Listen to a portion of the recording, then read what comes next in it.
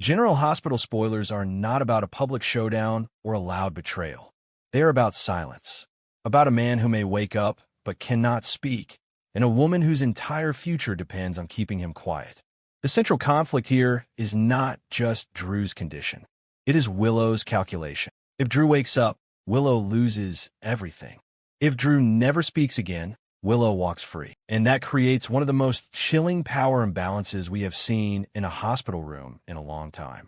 This storyline is not driven by emotion alone. It is driven by timing, opportunity, and medical ambiguity. And that is exactly why it is so dangerous. Let's break this down carefully. Drew's near awakening and why the timing matters. Lucas and Liz's emergency efforts appear to work, at least briefly. Drew possibly regains consciousness. That alone changes the entire trajectory of this story, because it confirms that Drew's body is not beyond saving. His brain is still active. His awareness is still there. And most importantly, his memory is likely intact. But the timing of this awakening is critical. Midnight. Low staffing. Reduced supervision. That is not an accident in narrative terms. General Hospital often uses these quiet hours to strip away safeguards. When fewer people are around, actions carry more weight because there are fewer witnesses. Willow being the only one present when Drew wakes up is not just dramatic convenience. It is a controlled environment, a test, and possibly a moment she has been preparing for longer than anyone realizes. When Drew opens his eyes and sees Willow, that is not comfort. That is confirmation. He already knows she attacked him with a syringe before he collapsed at home. That recognition alone could trigger panic, stress, and confusion. And then, almost immediately, Drew loses consciousness again after Willow administers another injection. This is not reactive behavior. This is premeditated control. The theory of locked-in syndrome and why it benefits Willow. The speculation that Drew is suffering from a form of self-locking or locked-in syndrome is crucial. This condition means Drew could be fully conscious but unable to move or speak. No gestures. No warnings. No confessions. From a storytelling perspective, this is the worst possible state for Drew and the best possible state for Willow. If Drew is aware but immobilized, he becomes a living secret, a witness who cannot testify. That puts Willow in a position of absolute dominance. She controls his medication. She controls access. She controls the narrative of his condition. And here is where it becomes even darker. Willow does not need Drew dead immediately. In fact, it is likely safer for her if he stays alive but silent. A dead man triggers investigations. An autopsy, questions. A living but unresponsive patient invites sympathy, not suspicion. Hypothetically, Willow's ideal scenario is Drew existing in a permanent limbo, breathing, stable, unable to communicate, that allows her to play the role of devoted wife indefinitely. Willow's performance as the perfect wife. This is where psychology takes over. Willow's public behavior is flawless. She appears devastated, exhausted, dedicated. She fulfills every expectation placed on her. She stays by Drew's side. She manages his care. She accepts praise from doctors and family. And that is exactly why no one questions her. In General Hospital, suspicion usually follows visible cracks. Willow shows none. Her grief is controlled. Her devotion is consistent. Her presence is constant. But consistency can also be strategy.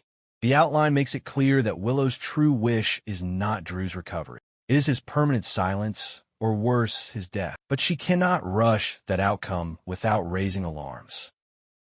So she waits. She performs.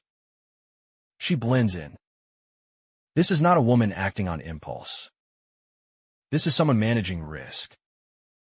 The second syringe, and a line Willow has not yet crossed. One of the most telling details in this outline is the second syringe already in Willow's possession. That changes everything. This means Willow has already accepted, on some level, that she may need to kill Drew. She has prepared for that outcome. But preparation does not equal commitment. Why does she hesitate? Because as long as Drew is unconscious, he is not an immediate threat. The moment he wakes up, everything changes. If Drew can communicate, even slightly, Willow's life collapses. He can expose her attack. He can describe the syringe. He can point directly at her.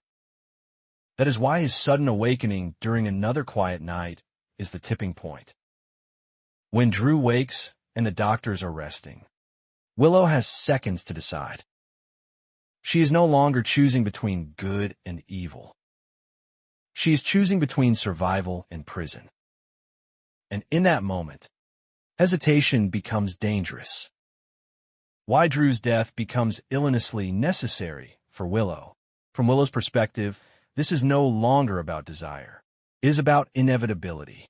If Drew speaks, she loses everything. Her freedom, her identity, her future. If Drew dies, she can control the narrative. She can claim she tried to save him. She can call for doctors after it is too late, ensuring no one can reverse what she has done. This is where the second syringe comes into play. It is not a spontaneous act. It is a calculated one. Willow waits until she is absolutely certain Drew cannot survive. Only then does she call for help. Only then does she perform grief again. That delay is critical. It ensures no intervention can undo her decision. And tragically, it also ensures Drew never gets to tell the truth.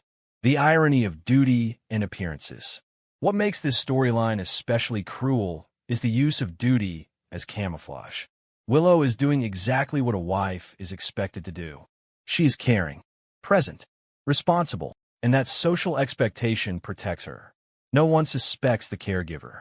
No one watches the devoted spouse too closely. This is one of the oldest psychological blind spots, and the show is exploiting it effectively. Possibly, even if small inconsistencies appear later, people will dismiss them. Grief explains mistakes. Exhaustion explains confusion.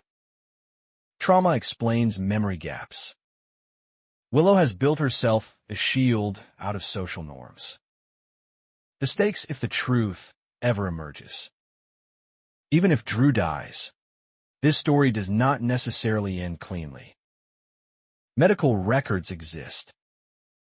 Medication logs exist. Timing discrepancies exist. If someone notices that Drew's condition worsened specifically during Willow's shifts, suspicion could grow. But that requires someone looking in the first place. And that is the gamble Willow is taking.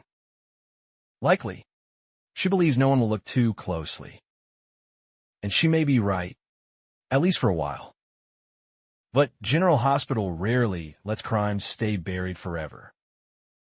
Conclusion: a silent man and a calculated survivor. This storyline is not about love gone wrong. It is about control. Drew's possible locked-in state turns him into a prisoner in his own body. Willow's role as caregiver gives her unchecked power. And the quiet hours of the hospital become a battlefield where no one else is watching. If Drew wakes and speaks, Willow's life ends as she knows it. If Drew wakes and cannot speak, Willow wins time. And if Drew wakes and Willow uses that second syringe, she ensures silence forever. Hypothetically, the most chilling outcome is not Drew's death. It is Drew being aware, understanding what is happening, and being unable to stop it. And that is why this storyline works. Because the real horror is not the syringe. It is the silence that follows. As always, the question is not what Willow wants. It is how long she can live with what she has done before the truth finds a way to surface.